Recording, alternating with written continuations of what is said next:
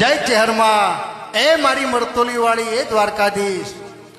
હું આજે એક વાત કરું ભાઈબંધીની, તો ભાઈબંધમાં ઘણો ફેર હોય છે।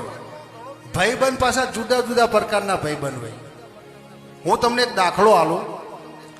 છાશ હોય ને છાશ, એના ભેગું છાશ પાણીની ભાઈબંધી કરે એટલે થોડો ટાઈમ થાય ને એટલે છાશ ખરી ને એ તળિયે આવી જાય, અને છાશ તળિયે આવી જાય પાણીની ઉપર વતાવો એટલે છાશ એમ કે હું છાશ છું ના પાણી છે।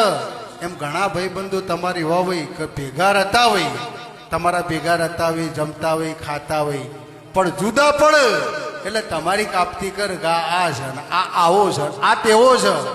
પણ દૂધ જેવા ભાઈબંધ તમે રાખો તો દૂધના અંદર તમારે પાણી ભેળવો દૂધના અંદર, એટલે એ દૂધ ખરું ને એ દૂધ પાણીને ભેગું ભેળવી દે, બહાર ના પડવા દે।